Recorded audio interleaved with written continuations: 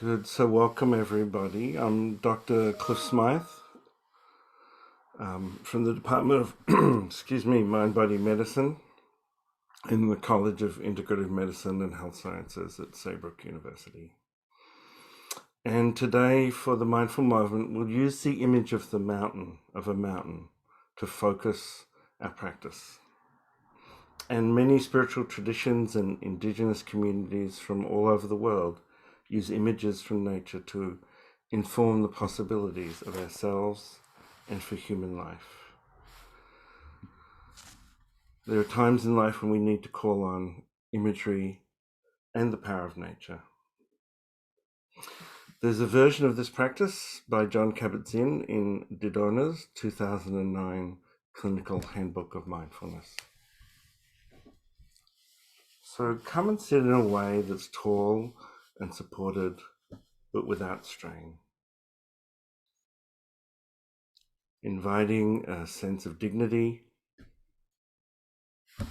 and feeling the support of the floor for your feet and legs, and the support of the chair for your pelvis and spine, whether you're sitting forward on the chair or sitting with your pelvis back in the chair, sitting tall without strain.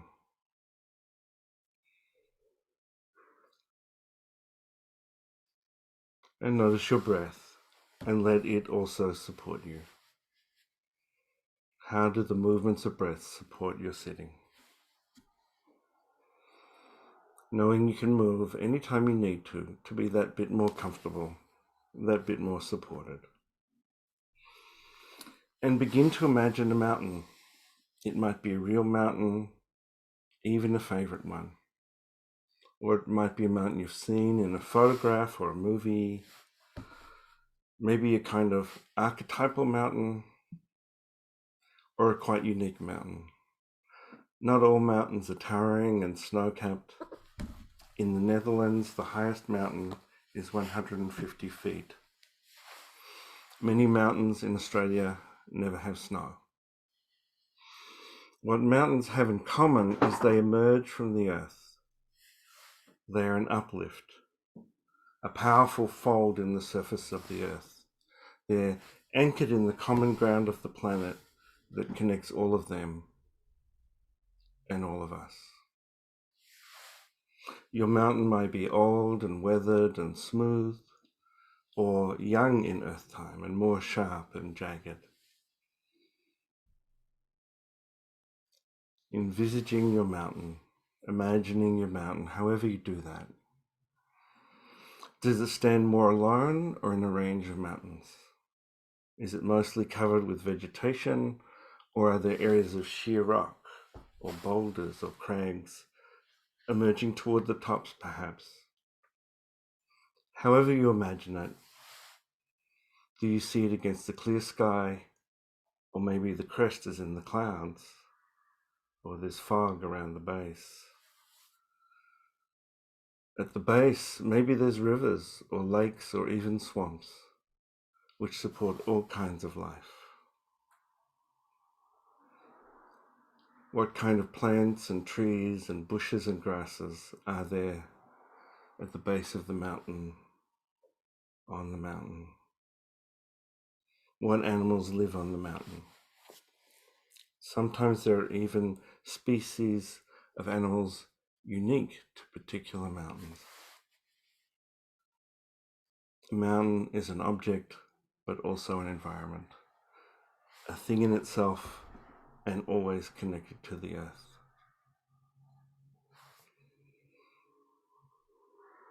Imagining your mountain, what kind of feelings does it evoke?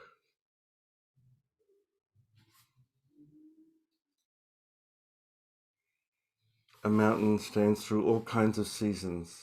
Sometimes there is snow, or sheets of rain pouring water against the rocks, pouring off the mountain in streams. Sometimes it may glisten in the hot sun or be dulled on a cloudy day. It might change color, reflecting the sky, the weather. A mountain is constant and has many moods. In winter it may indeed be topped with snow and ice, the winds blowing strongly around it, buffeted by storms. In summer it may bask in the heat and cast deep shadows. In the spring a patina of green new life. In fall perhaps browning and darkening. How does your mountain change its appearance? And of course, depending on how you approach it, your mountain may take on quite different shapes, depending on the distance you are from the mountain. It may look different against the sky and in relation to its neighbours, and yet it remains a mountain.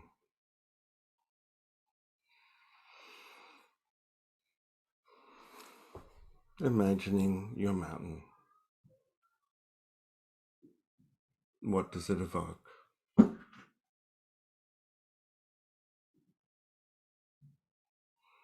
And beginning now to connect to these core qualities of the mountain through the seasons, how it endures, how it harbours and supports life, directing the elements of wind and light and water to nourish the earth and the plants and animals around.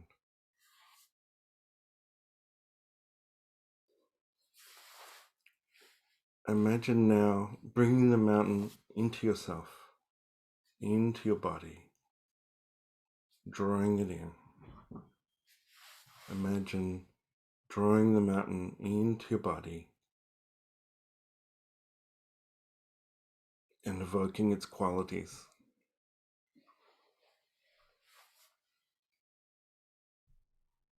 Feeling its strength.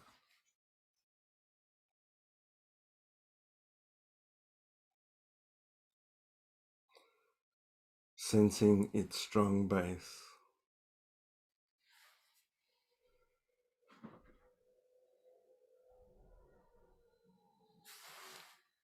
Sensing its strong base in the earth and how it nourishes the life all around it.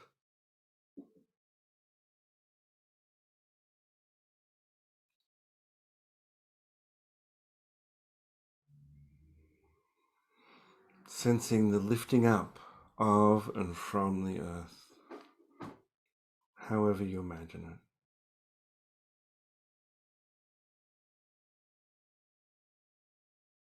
Feeling how it lifts itself up against the sky and stands in the winds.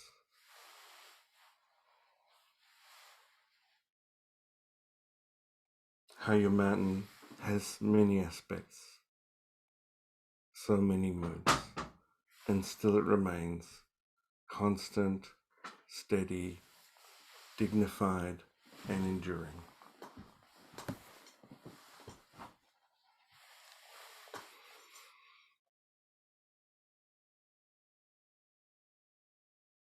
Your mountain has so many aspects, so many moods, and still it remains constant, steady, dignified, enduring.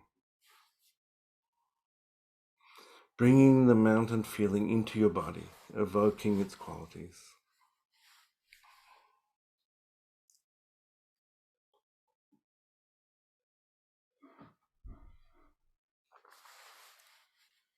Taking your time to feel the sense of support evoked by your mountain. The sense of support that we can have for ourselves and that we can share with others. Even as seasons change, even as clouds and stars whirl around your summit, even if we're sometimes licked by fire, we do endure.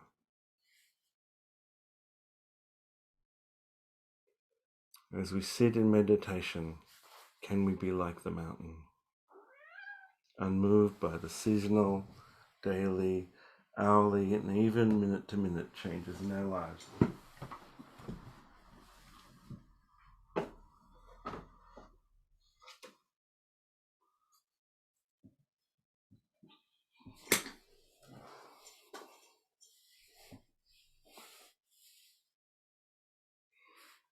We may have many perspectives on our strengths, and yet they remain there to draw upon, grounded, connected to the earth, and supporting the life around us.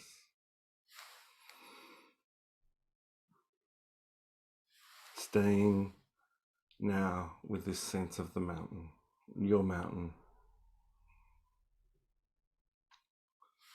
Staying with this sense of the mountain within you.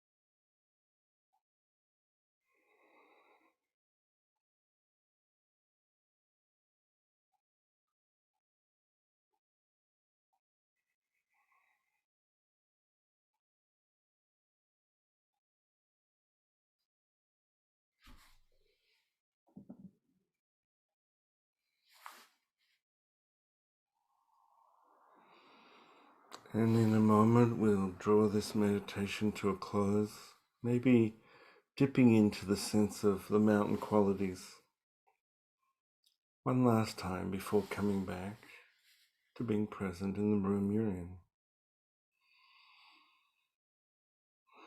Sensing into your body, into your breathing.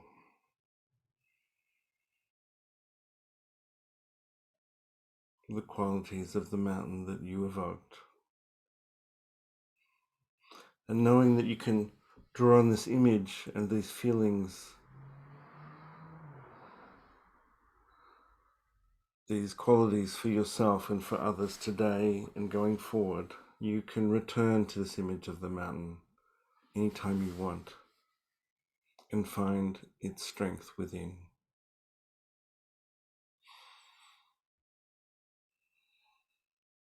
And as your eyes begin to open or refocus, acknowledging the people that are gathered here, shared in this space in a meditative state. You might choose not to speak or to speak from your experience. You can remain as long as you want with your sense of presence to your own and others' experience. Thank you, everybody.